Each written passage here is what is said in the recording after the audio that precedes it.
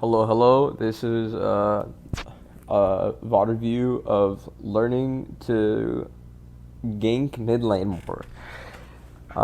Mid lane is a lane that a lot of Rengars, or a lot of people see as a lane Rengar can't gank till 6, or some people are still stuck in their head that they have to farm to 6 to gank. No, that is not true. You can gank mid lane at level 3 very, very easily. And all it takes is a little setup, and I'm gonna go into that for this first review. It's gonna be a lot shorter than usual. It's not gonna be like a long video, long like explaining everything. I'm just gonna go into how like how I did it, why I did it, and how you can replicate it. Okay, so going into this game, this is, for context, this is, okay, well, I demoted from Grandmaster to Master because I tilted down, so this is a Diamond 1 average game. Obviously, like, going through this, we won the game. I steamrolled through ganking mid. Well, I camped mid, actually. I don't gank it once and ignore it, and I'll show you. And I'll show you how to do that, or how you can do that. So, in this matchup, it's Zed Yasuo, and Yasuo can wind wall my Bola, but it's honestly not an issue because the surprise factor with doing this is like it all happens really quickly. You don't slowly walk up to him and do it. Like you can catch just because Yasuo has wind wall doesn't mean it's not possible. But yeah, like just because melee matchup and it makes it easier since they have to, like when they fight they're up close and personal, making Yasuo step up doesn't mean you can't do it in ranged maze matchups. Because when they're ranged, you know, they can trade from a safe distance. But okay, so we're on this side, so I'll be coming like this way or this way from whatever side. But as long as they're outside of tower range and they're like 80% HP, you can kill them 100%. Especially if they have Ignite. If they don't have Ignite, then it depends on if your mid laner has a lot of burst. In which case, we have an assassin mid laner with Ignite. So if I land that stun, that guy's dead 100%. So yeah. So the general technique here is when you start red, which you usually should. So you can do this in a lot of your games. Is you go red, Krug, and Raptors. And as you know, when you go this route, you could go into blue, which if this opportunity doesn't prevent itself, you should go straight to wolf so you don't waste time. But as you know, when you go do Raptors and you get level 3, while you're doing Raptors, while you're finishing it up, just peek mid, like see the position of mid. If they're hard pushing and it's just not like you just can't do it, then just ignore it and keep on going to wolves. And while you're doing blue buff and like walking down to Gromp, you can look again to see if there's an opportunity, and you can save your stacks doing scuttle to gank mid again. Anyways, so see this right here. Clearing Raptors, I'm looking mid. Right here, pause. I'm looking mid right now. Look at this guy. Completely free. Never been freer in my life. He's like a candy right now. He's like a snack. So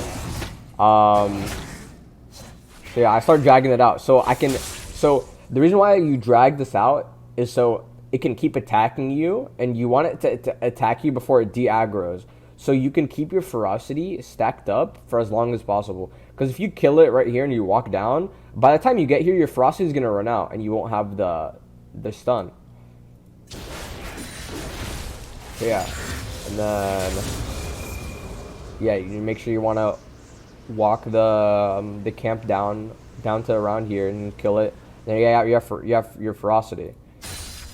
So from my perspective, I have no idea this guy's here, and I mean, chance like why would he be there? This gank can't really make this gank. Well, obviously he could flash, but it's just like I didn't know he was there. It didn't really affect it much, but I would still have gone for this. But I go here, and then the way you do it is you E flash, you empower E flash. You do not flash E, because when you E flash, the animation cancels, or but I don't know exact terminology for it, but basically it just buffers your Bola so it comes out faster, and you have that surprise factor. So he sees me walk up. He knows I'm there, and he almost anticipates it. He almost does it. He almost counters mine, and then he uses wind wall, and he's dead. And I got killed by J4, but got through my E just in case, like he escaped one speed. Yeah, we got the kill. That was 1 for 1. That worked out. That's what matters. See, this game is all about mental warfare.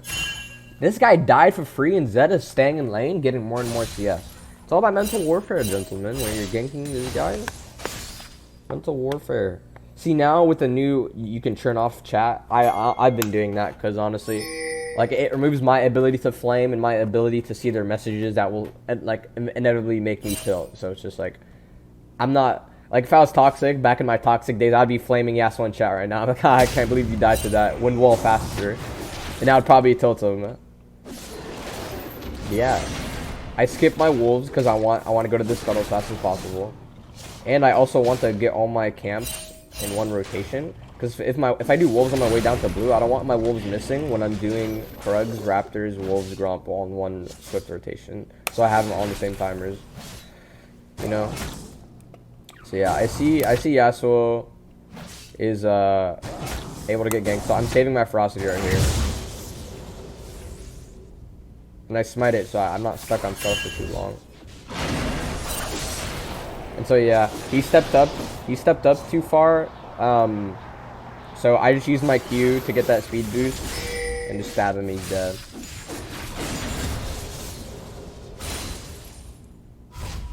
And sometimes you want to make the CS low and give it to your mid laner, but here I just took it because the guy was, I just took it.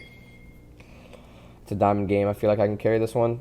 So yeah, let's skip ahead. See if Yasuo dies. See, at this point, let's click tab right now. At this point, there's still generally, even in CS, even though Zed has had his time, so he probably just like that CS thing. But this guy's 0-2. This guy's 1-0. He has a straight of Dirk, and he only has Doran's Blade Dagger on this guy. So this guy he's probably infuriated right now. He has no sums. Well, he's forced to use sums because of me. You know, so this guy is not having a nice time me camping him. I put him at a severe disadvantage. And back when I played this game initially, I knew for a fact Yasuo was better than Zed. Because this Zed had a kill, and he was up on gold, and he's still getting shoved in, which is pretty crazy. But I mean, that was good for me, because if he's more shoved in, I can just gank him again. There it is. He's dead again. I just went straight. I didn't clear my Raptors. I just went straight mid, because he was pushed up. I was looking for the opportunity.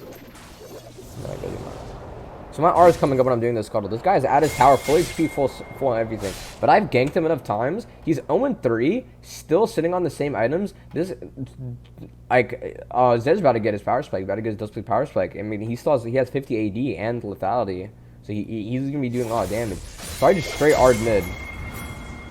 And it's important when you're ganking mid. Sometimes you don't want a full combo. He messed up his one wall. Oh, that's actually a wind wall bug. But, it's actually a wind wall bug, damn. That's unlucky for him. But yeah, sometimes you want it, instead of getting the empowered Q, you just want to throw out the bola, because when you have him pinned down like that, it gives you more time to do damage. But if you know for a fact you can one-shot them, you know, you want to go for the empowered Q. I didn't help him there, because that's his mistake. Just staying for no reason. I'd do there. Like, see how many times I've killed Yasuo? Like, I'm ganking mid again. How many times have I ganked mid? Look at that. All 5 deaths, none of them are solo kills by Zed. All of them are me. Gank pop, I remember this. What time does Yasuo die? Oh wait, Yasuo left the game, I think. I'm pretty sure he left the game. Let me see. Yeah, he left the game after this. He's 0-5. All of them are me. Let's watch what happens here. He goes in. And then dies. For free. 176 gold. He costs nothing. He just ganked for no reason. He just died for no reason. Boom. There you have it, boys. Mental warfare on the mid laner. Or on like someone you're ganking in general. See, if bot lane was perma-shoved, I could have passed down and then ganked you try and dove bot, and I could have done the same exact thing to bot lane. Or top lane could have been shoved in, or I could have bought scanner early and just sat in this bush until he stepped up and just ganked him, you know? Like, you don't have to farm till 6, guys.